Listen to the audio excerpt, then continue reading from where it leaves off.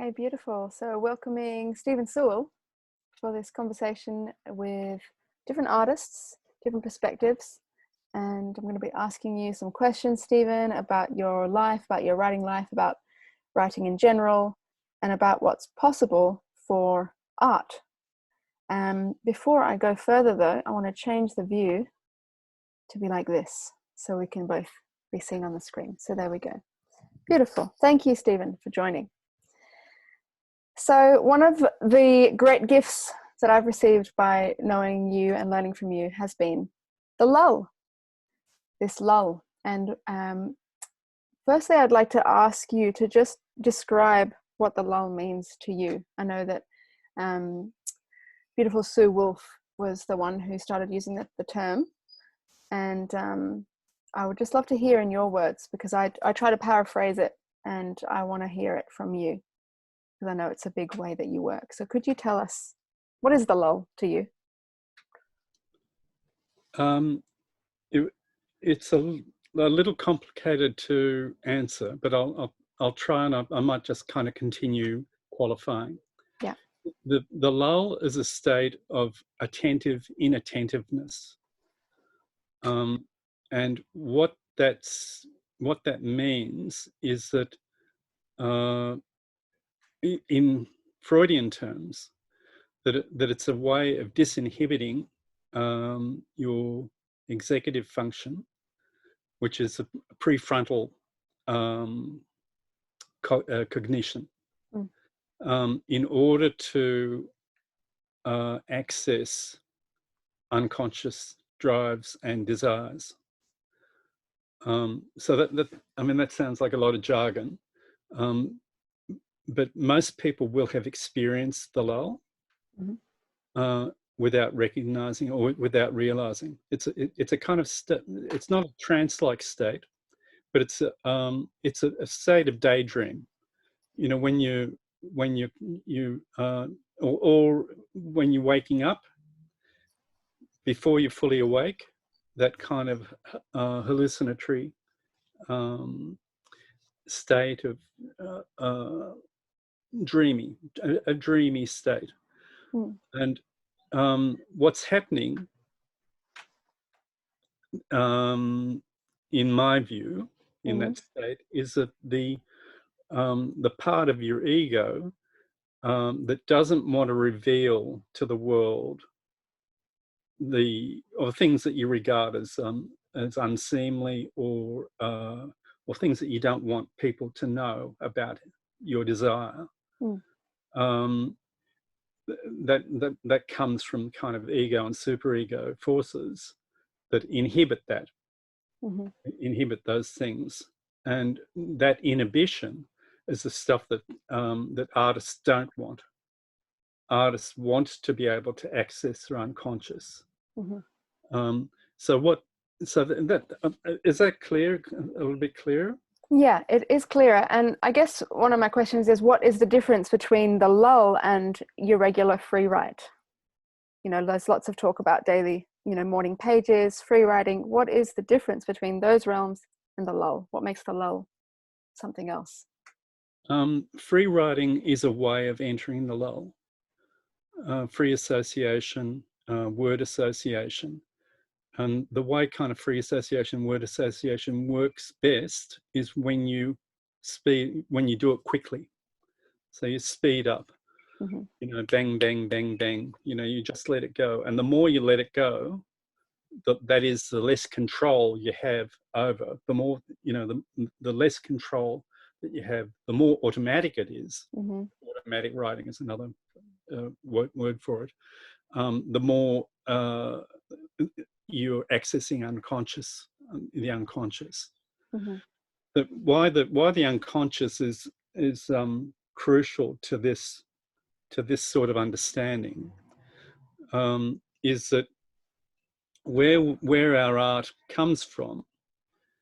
I mean, I'm just going to make a series of assertions. I've got nothing really to back this stuff up. I could refer, to literature to scientific literature that would support it, but when a person uses a word like unconscious, there are still many people who don't believe in the unconscious. Mm-hmm. Who think that the unconscious is a philosophical concept or an idea of charlatans. And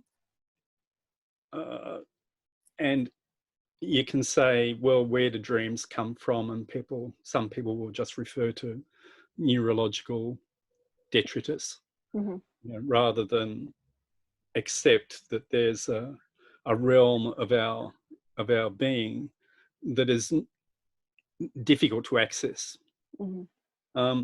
But with all that kind of put aside for the moment, I do believe in the unconscious. I do believe that's a sensible way of looking of talking about things.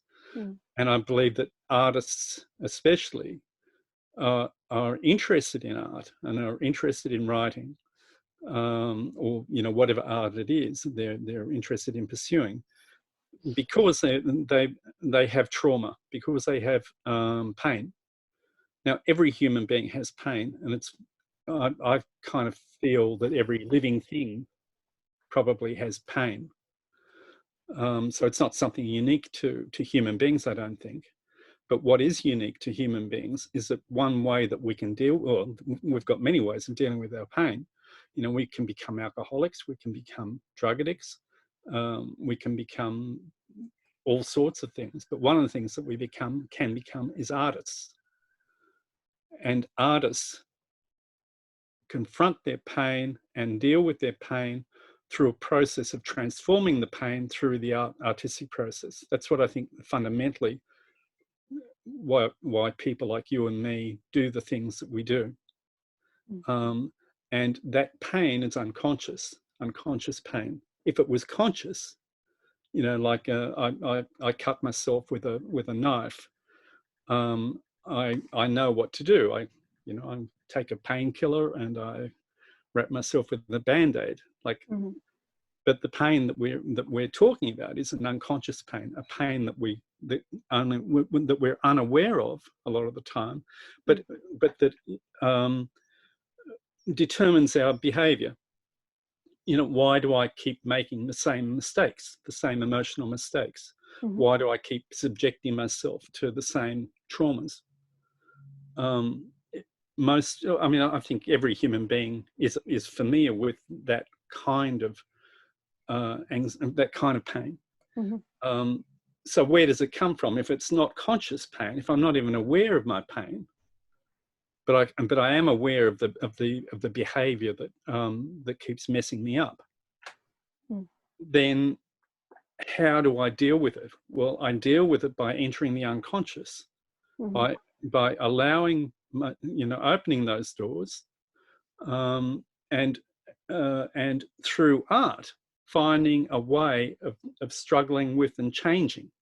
I mean, the whole point I think of the exercise is really to change, to become a better person. And I could refer you to many studies that have now been made that show that artists who practice their art actually end up happier than they were, and than many other people are. Writing therapy, Freud talked about psychotherapy as the talking cure. Post-traumatic stress syndrome veterans in America, are one of the ways of treating them is what they call the writing cure. They write about their trauma. They write and they write and they write until they write it out. And I think that's kind of that's sort of the model, anyhow. So where the lull fits into that is the lull is a process of quieting the attentive side of ourselves. Like at the moment I'm talking to you, I'm trying to pay attention to the words that I'm using, so that I don't make a complete ass of myself in front of you. Now, if I didn't Okay. care whether or not I made an ass of myself in front of you, you might get a stream of consciousness from me. Mhm. Now, the problem with streams of consciousness, of course, is that they can be shocking and disgusting. You know, there are very good reasons why we have inhibitions, as anyone who has seen a drunk can Mhm. attest. That's true.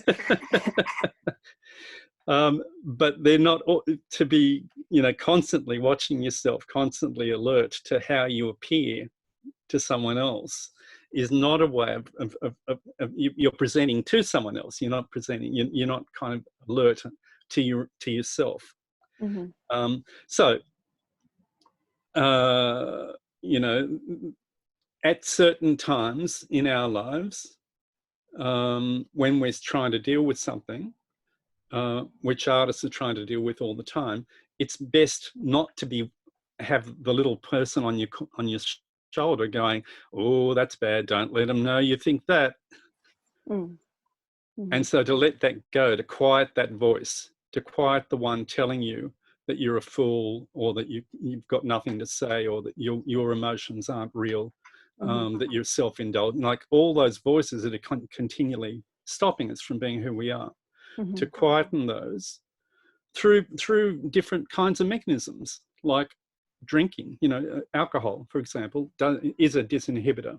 Mhm. And anyone who, I think everyone who's ever drunk, not been drunk, but drunk alcohol, will be alert to, at a certain point, you know, one or two drinks into it, if you're sitting quietly by yourself, suddenly there'll be all sorts of things coming to you, all sorts of thoughts that you hadn't had before, Mm.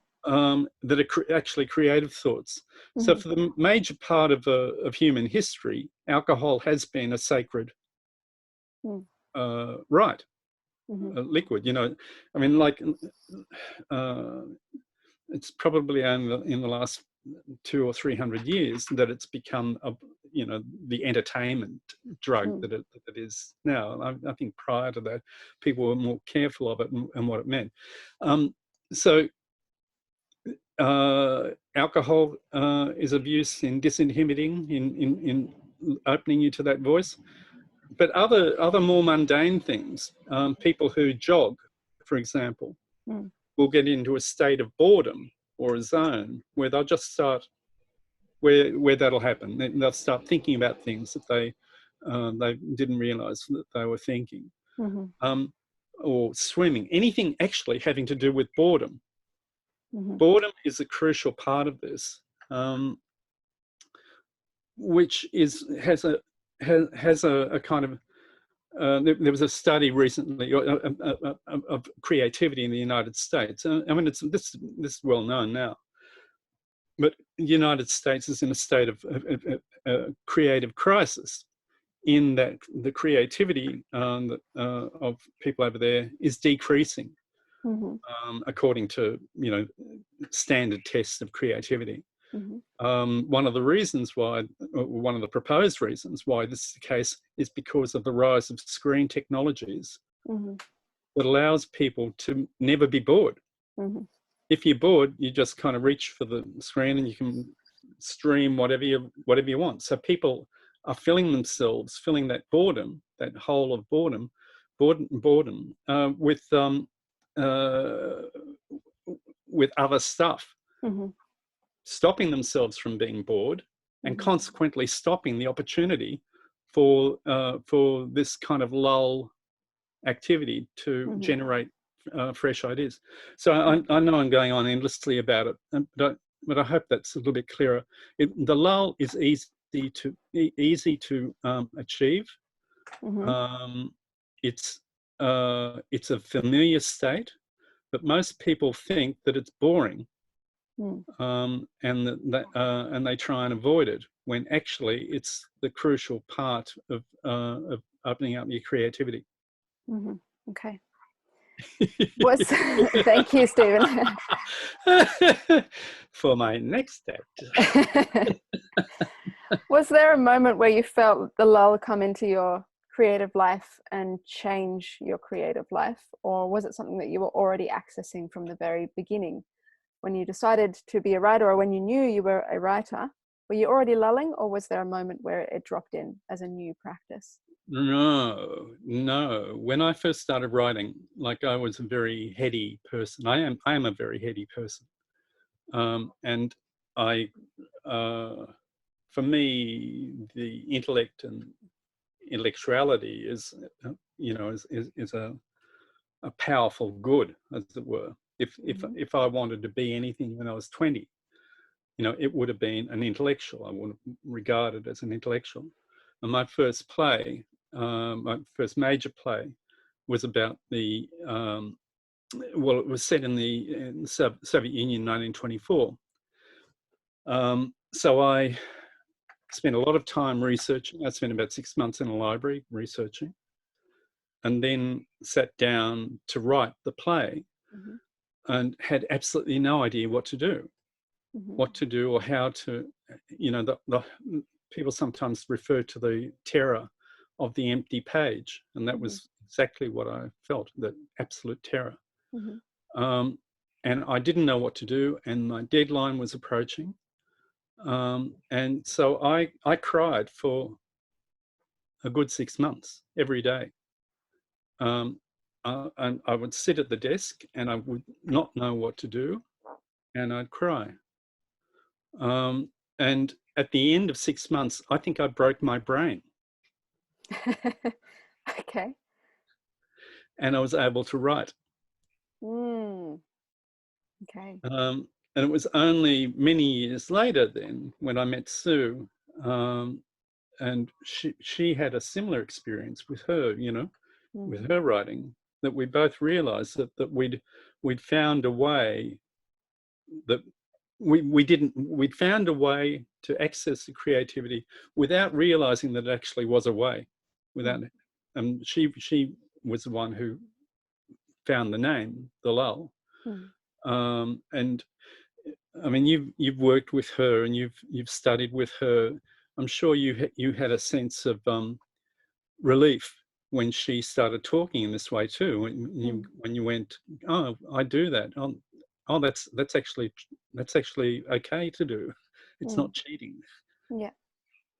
Yeah. What I loved about learning about the lull was that it was moving away from cleverness and moving into trust. Yeah. And not needing to solve the problem, but actually open to the mystery. And that was a whole nother approach. And at the same time, with playwriting particularly, we do need there to be a story.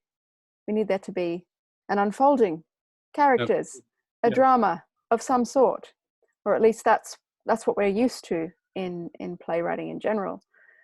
And so I am curious to know, how do we move from the lull, from this, great expanse of characters and happenings and phrases, and how do we then distill that into the play?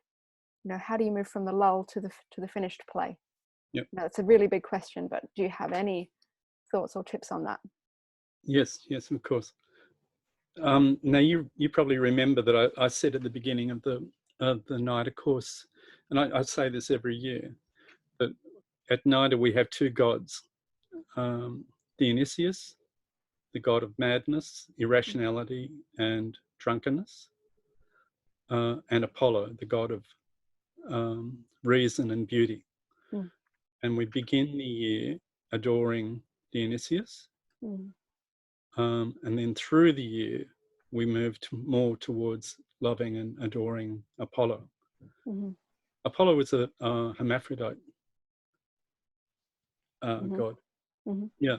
So that's kind of an allegory of what our process is. Yes, and the hard part is the first part. The hard part is just kind of the spew, the throwing out, the eruption from our of the shit, because it's disgusting and it's horrible, and I mean it's not. It's also liberating. Yeah, and beautiful. Yeah. Yeah. Yeah. There's probably a little bit about Tantra in there, and if I knew a bit more about Tantra, I might be able to make that connection. But sorry, it just occurred to me. saying that sounded very much like a tantric statement, didn't it? Mm. That you find the truth by going through the shit. Mm. Mm-hmm. So, and the painter, the English painter Francis Bacon, would throw the paint onto the canvas, Mm-hmm. and then move his paintbrush, swirl the paintbrush through the paint until he started seeing forms in the paint. Mm-hmm. And he would then develop those forms. Mm. So that's a kind of automatic thing. Yeah. Or it begins in an automatic way, you know, and then you start applying the skills that are learnable. You know, you can learn how to spell, you know, you can learn how to format a play or a screenplay. They're easy things to do. But as you say, the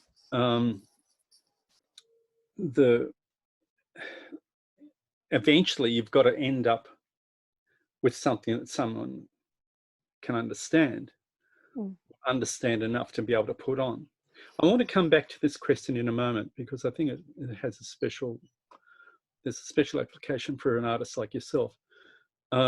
So we learn the conventions, what a 3-act structure is, what an inciting incident is, when, you know, what the conventions are that allow an audience to that give an audience a key to what you've written for them. You know, starting with easy questions like, is it a comedy or is it a tragedy?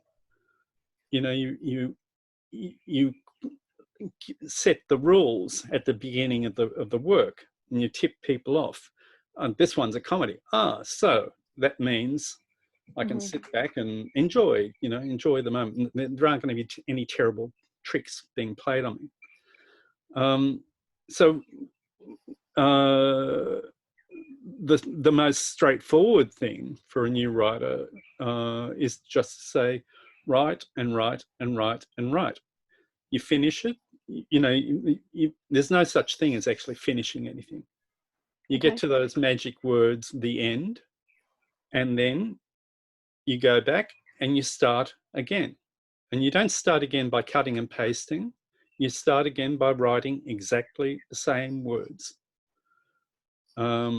So just to kind of physically tell you what to do, you know, you've written the end, you print it up, you get that pile of paper and you put it next to you, and you start again reading from, just transcribing directly from the paper to the your word processor, and you get about halfway down the first page and you've left that behind and you're absolutely in the story world again.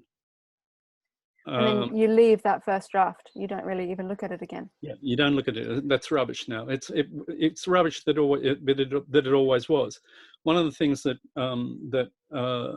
hurts new writers is that they think that everything has to be perfect, and they sit down and they start writing, and they get 10 pages in and they go, oh, that's fantastic. Wow, it's so good. I feel so good. It feels wonderful. And then the following day, they go and they make the mistake of reading it, starting to read it. They go, it's not what, no, I'll just go back and I'll make this and I'll change this. And, you know, it's sort of like the murderer trying to clean up the scene of the crime. Like 3 weeks later, the cops arrive and they're still polishing the silver. Hemingway said it best. Hemingway said, "Don't worry, every first draft is shit. You just know it's going to be shit. So don't worry about it being shit. The important thing is doing it, and then rewriting, and then rewriting, and then rewriting." Like, there are plays of mine that I'm still writing 40 years later. I won't stop writing those plays and new plays until I'm dead. And I hope that they will continue to be rewritten after I'm dead. you know, because when they cease to be written, they cease to be relevant. Mhm. They just become parts of cultural rubbish. I got lost there. How do you know how to make the decision in terms of what is supposed to happen in this story? You know those old books where you could choose your own adventure, choose your own ending. You can Yeah, go this way or this way.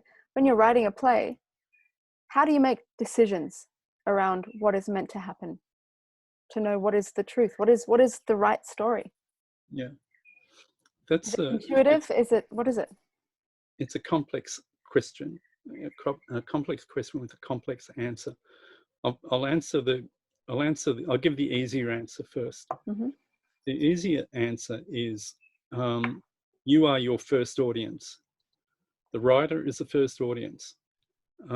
So whenever you cry, whenever it has an emotional impact on you, you know it's true, and that gives you the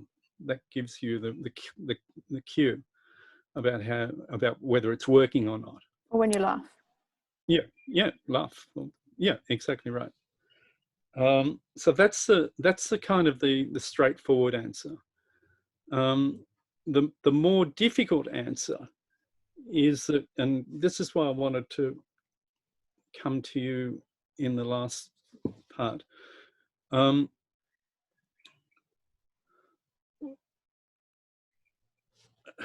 I'll, I'll jump back one step further.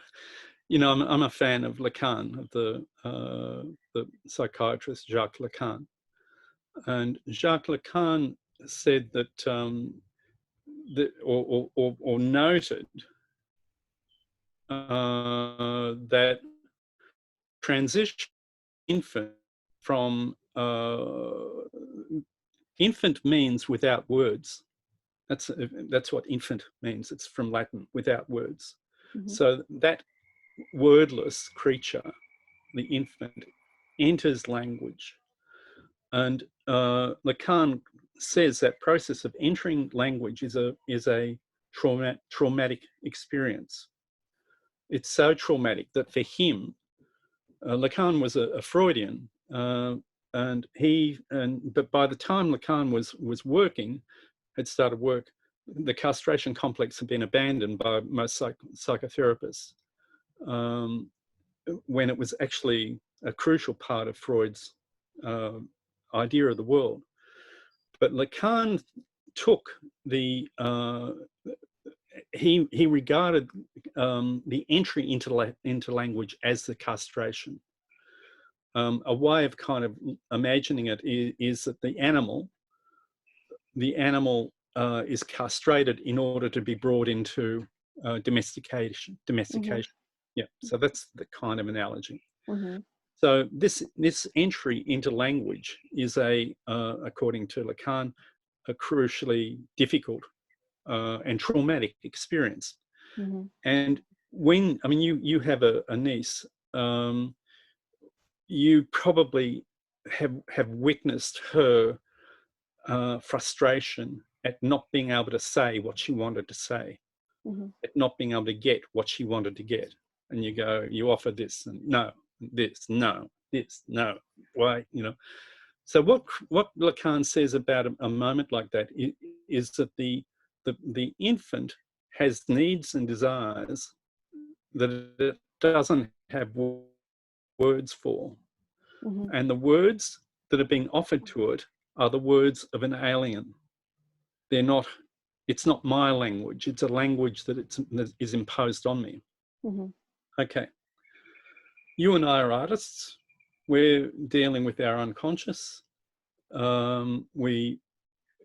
the pain, with the whatever. It comes out Mm-hmm. in this sort of eruption of stuff. And then we have to bow to the god Apollo and start using the conventions of our culture Mm-hmm. to shape it and present it in such a way that an audience can understand it. Yeah. But they're not our conventions. Mm. it's not our stuff, it's not our language. Mm-hmm.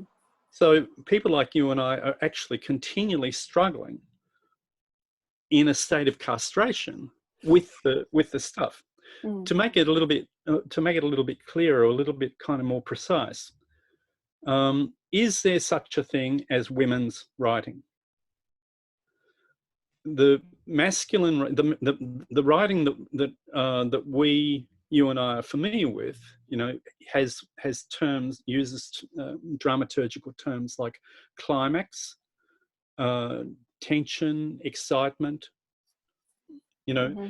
words that are kind of related to male sexuality. Now, there are feminist Lacanians or non-feminist writers like Irigaray. I don't know if I pronounce that surname properly, but who talk about feminine writing that Mm-hmm. isn't dominated by that masculine, that masculine model. Mm-hmm. Now, I think you're a writer in that realm of trying to kind of subvert or establish another sort of sensibility that's closer to what your desires are. Mm-hmm. So it's a new sort of dramaturgy that you're struggling with. I didn't know you knew that. Yeah, I think that's partly why I've rebelled against the 3-act structure and the rules. Is because I've wanted to know, are those rules actually working? Are they creating drama that is healthy for the world? Is it truly cathartic? Is it really what we need? Or is it actually playing to the demands of society in terms of having to be entertaining, intense, shocking, brutal, sexy, in pornographic, or not wanting to actually stay within that realm, wanting to open up and see, well, what is it that we actually need now? Especially because sometimes what we need isn't necessarily going to be what's popular. And as we see artists across time, it's often the artists who are making a healthy shift who are not well received by the culture, whose work was banned, whose work was not understood. And so I do want to stay really curious about what's possible and what freedoms we need to be working with. And at the same time, we don't want to become obsolete, absolutely not recognized or not able to share because there's nowhere for it to be understood. Yeah. So I feel it's a dance. It's wanting to share new perspectives or old forgotten perspectives, but in a way where it can actually still be received. So I know that you work in that way as well, in terms of the content that you write about is cutting edge often, but the form that you're working with is more traditional. Would you agree? Yeah. So that's a choice that you've made. Yeah, and it was a kind of deliberate choice, because as a political person, I realized that or believed anyhow, that the support that I might get from public institutions would be conditional on political allegiance. So it was important for me to try and find an audience and create an audience that would themselves support me. Have you achieved what you wanted to achieve? Never. In your life as an artist, as a creator? Well, it's still capitalism, so no. But in terms of my personal life, yes. I've been able to live an engaged, exploring life. It's been a great life, even though it's been full of madness and anxiety. So there are many people in the world who want to write and don't. And I'm curious if you could just speak to that, maybe before we finish up. Why do we want to write, and can anybody write, or are there certain people, not just write but create? I have this idea that we're all artists, that every single human being is an artist if we allow ourselves to be. Mm. Different forms of expression and creation are present. But do you agree, or do you feel like certain people are drawn to the realm, whereas others are not so drawn? Can anybody be a successful creator? Yes, the short answer is yes. The longer answer is I don't think creativity is unique to human beings. I think creativity is unique to is life. I think bacteria can be creative or are creative, because creativity, to my mind, has most to do with problem solving, finding ways of solving problems in new ways. That would be a kind of a shorthand of what creativity is. Mm-hmm. So if a germ, can be creative, then even Donald Trump, given the provocation, could be creative. Mm. Why some people, I think people, I'm going to make a slightly controversial statement. Mm-hmm. I think, like in our, there's a kind of an account of the economy, that the economy needs to be the result of creativity, or creativity is crucial to the post-industrial economy, blah, blah, blah, blah, blah. And therefore that educators need to be able to teach creativity. And my view about that is that's a kind of naive account of creativity, simply because everyone starts off creative. Little children are gloriously creative. Mm. And that creativity is smashed out of them deliberately, because creativity is also a subversive and destructive force, or destructive of institutions. Mm. So one of the first things that you get taught at school is to shut up. So, creativity is a political issue. Who has the right to be creative? Who has the power to be creative? Mm. I do, and you don't. So in part, that's what people are responding to when one says to them, a taxi driver, the taxi driver says, what do you do? And you go, I'm a writer. And they go, yeah, sure. That's sort of the negativity immediately comes out. But rather quickly, it turns out, that the taxi driver and whoever, they harbour desires and hopes of one day being recognised as being creative, which of course they are. But they know how well. They don't have the confidence, and they also know how badly treated they will be if they try and pursue that thing. So why do some people pursue it and other people don't? I think I don't know. There are some people who are just kind of so mad and so driven that they can't help themselves. I mean, Cezanne, the painter, was he was one of those painters who never sold a painting in his life. He just, like Van Gogh, just had to do it. He had to do it. He had to get up in the morning. He had to pick up a paintbrush, and he had to. At the end of his life, Cezanne was having the little children were throwing stones at him in the street because they regarded him as a hobo and a fool. And that didn't stop him. And I think it's the same for people like you and me. We can't help ourselves. But in the can't helping yourself, there's a word that Heidegger uses, ecstasis. And it means, what it means is sort of being beside yourself. That's literally what it means, being beside yourself. And that's different to happiness. Am I happy? No, but I'm ecstatic. And I'm ecstatic because I burn in art. Because I'm with myself in that way. Yeah. Beside myself. Yes. Yeah, beautiful. Thank you, Stephen. I think that's a beautiful place to end. But before we do, I just want you to name the things that every playwright should know in terms of what are the forms that Apollo wants us to apply, Just tell us what they are, and then we can go away and Google search them and find them and get books on them. So 3-act structure. What else? When you're writing, when you're in the misery of writing, and you're sitting there wondering, what am I going to do? I have no idea where I am, or what am I going to do next, or where am I going? If you can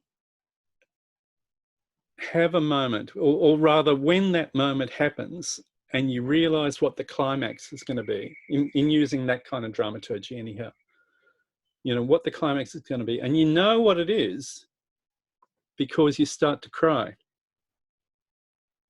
Mm-hmm.